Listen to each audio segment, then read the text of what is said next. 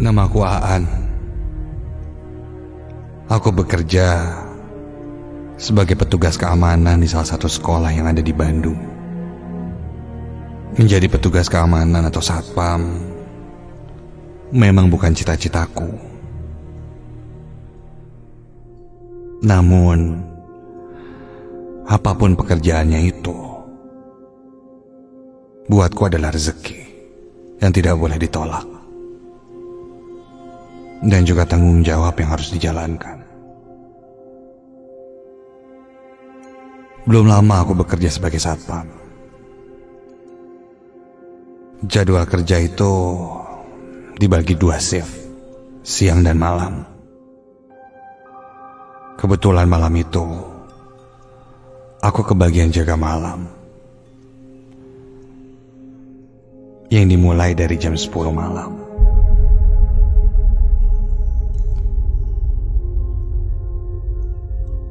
Dan shift sebelumnya, di shift pagi, ada Pak Denny.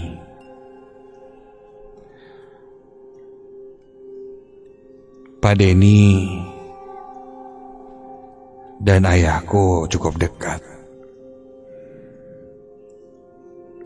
Atas rekomendasinya lah aku bisa bekerja di sini. Dulu sebelum menjadi satpam,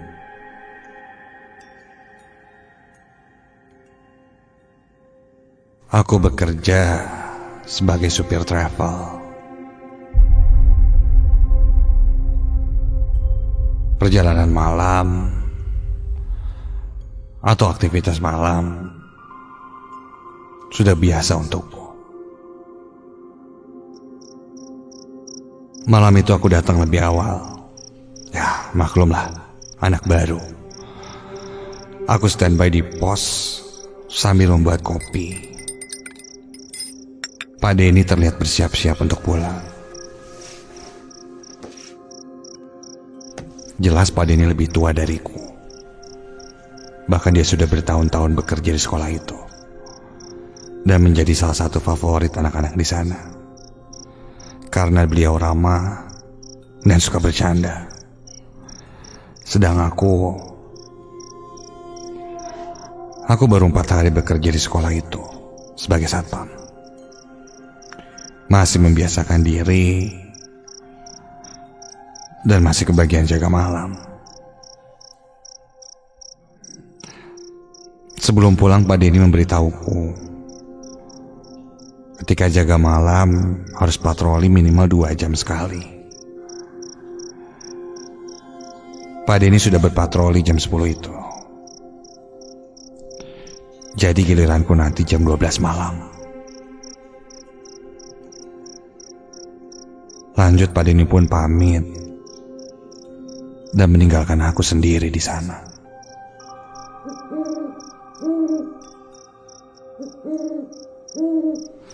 Seperti yang ku bilang, kegiatan malam memang sudah biasa untukku. Dan aku bukan orang yang penakut. Untukku malam hari harus berkeliling sekolah sendirian dalam keadaan gelap dan mungkin hanya dibekali senter saja bukan masalah untukku.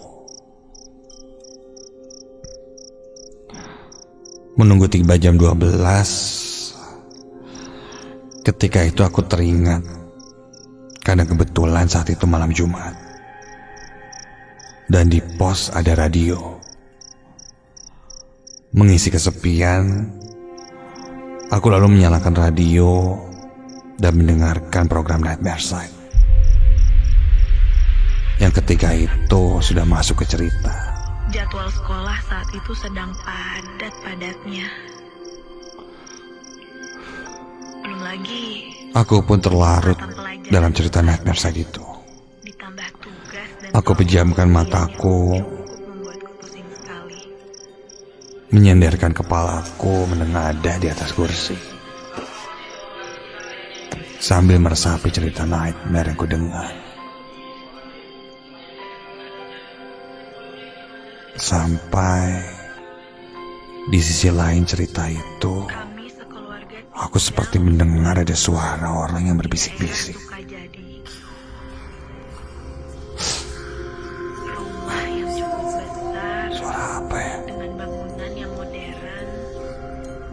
Namun, memang Suara itu terdengar kecil, agak jauh, namun cukup mengganggu di telingaku.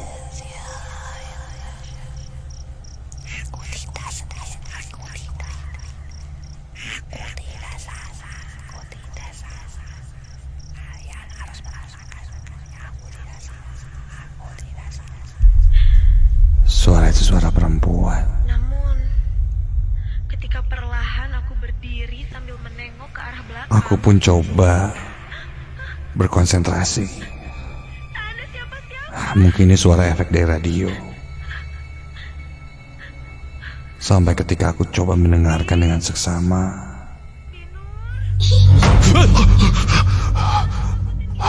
Astaga, itu kan terasa sebuah tangan kasar seperti mengusap mukaku, membuatku terperanjat dan terbangun.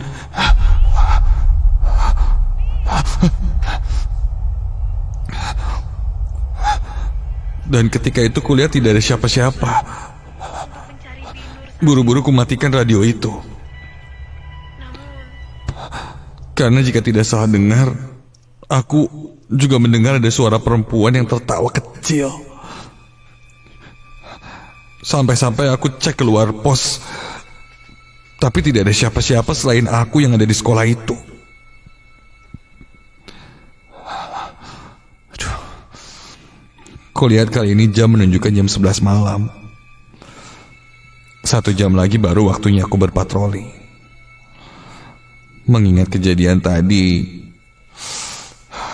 aku malah jadi agak berpikir 2 kali.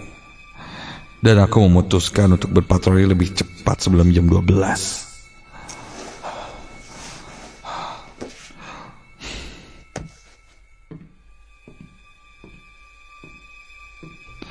Aku mengambil senter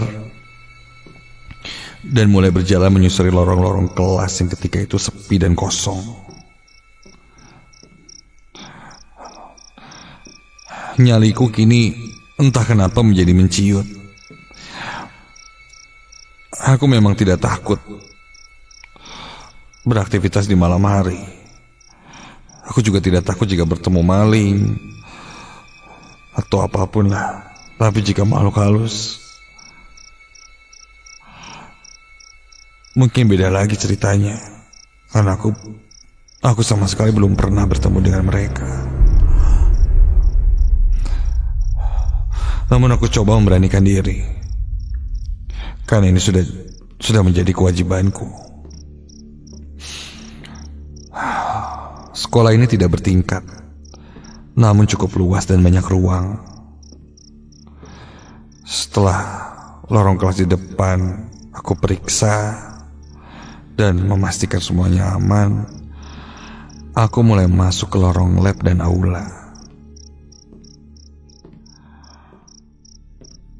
Menuju ke lab dan aula, aku melewati sebuah kelas.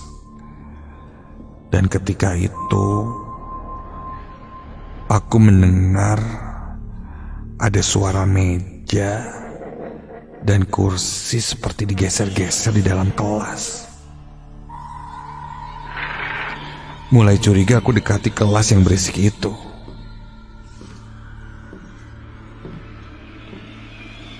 Dan tiba-tiba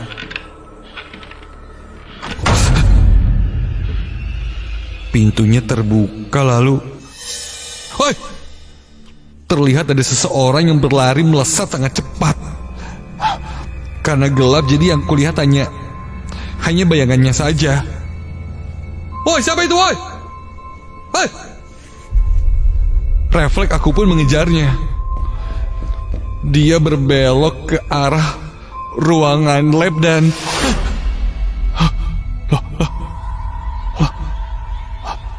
sosok itu menghilang. Aku terhenyak kaget.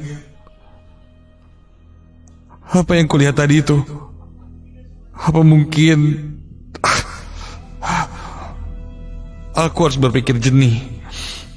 Aku masih menganggap sosok itu adalah maling atau orang jahat. Meyakinkan diriku, aku coba masuk ke ruangan lab. Ruangan itu tidak dikunci. Dan ruang lab itu jelas sepi. Aku sorot lampu senterku ke seluruh penjuru ruangan. Tidak ada apa-apa di sana. Namun itu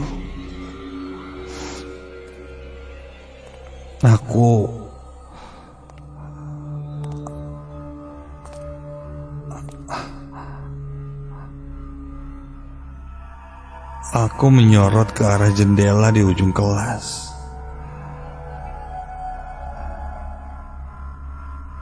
Dari sorotan lampu senterku itu terlihat di kaca jendela ada banyak telapak-telapak tangan. Iya, telapak tangan itu terlihat cukup banyak menempel tidak beraturan di kaca jendela. Itu tangan ukuran orang dewasa, namun lebih besar dan jarinya cukup panjang. Penasaran, aku dekati kaca jendela ruang kelas itu untuk melihatnya lebih dekat. Ketika aku dekati, perlahan telapak tangan itu hilang satu persatu, seperti menguap. Perasaanku mulai tidak enak dan bulu kuduku meremang seketika. Aku pun perlahan mundur mencoba keluar dari ruang lab itu. Sampai terdengar suara tertawa perempuan yang sangat jelas di telingaku, menggema di dalam laboratorium ini. Sontak aku langsung sorot ke seisi ruangan dan di pojok ruang lab itu aku melihat sosok perempuan. Sosok perempuan dengan mata putih dan wajah pucat, namun seperti banyak luka di wajahnya. Rambutnya panjang, hitam, berantakan. Dan sosok itu hanya mempunyai setengah badan, tidak mempunyai pinggul dan kaki. Iya, sosok itu melayang melihat ke arahku sambil sedikit bergerak-gerak seperti akan mendekatiku. Buru-buru aku langsung keluar dari ruangan itu tanpa sempat menutup pintunya lagi. Aku berlari secepat mungkin untuk sampai di pos. Begitu sampai di pos, aku pun langsung duduk dan mencoba beristighfar, berdoa sebisa mungkin sambil mengatur nafasku.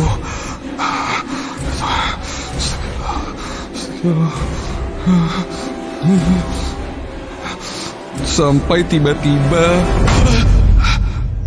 An, kenapa kamu kayak ketakutan gitu? Pak Denny ini bikin kaget aja. Saya lihat sesuatu, Pak, di lorong sama di lab. Serem banget. Begitu kataku panik. Meskipun ketika itu aku pun sedikit tenang karena Pak Denny ada. Aku pun menenangkan diri sambil berjalan keluar pos untuk menghirup udara segar. Gila Pak Denny, serem. Aduh, jantung saya kayaknya mau copot nih, Pak. Begitu kata aku pada Pak Denny yang berdiri di belakangku. Lagian kamu sok berani, udah ketemu, takut kan? Iya, An, salah. Pak Denny bukannya tadi udah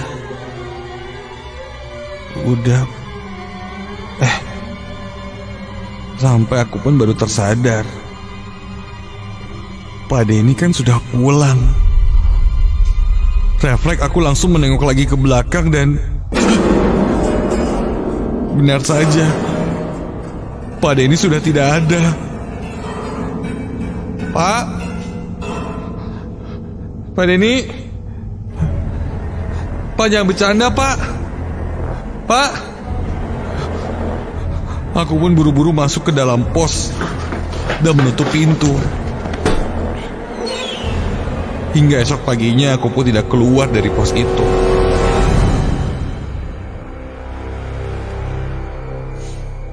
Keesokan paginya, aku pun bertemu Pak Denny dan menceritakan apa yang kualami semalam. Pak Denny tersenyum dan bilang, katanya mereka, makhluk-makhluk itu mau berkenalan denganku.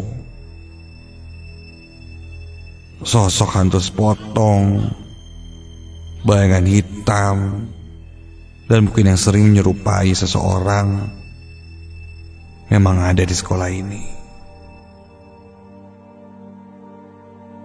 Pak Denny bercerita seakan hal itu sudah lumrah terjadi. Namun memang setelah kejadian itu, seterusnya setiap jaga malam, aku memang tidak mengalami gangguan apa-apa lagi. Mungkin Pak Denny benar. Mereka hanya ingin berkenalan saja. Dan begitulah cara mereka memberitahu bahwa mereka itu ada.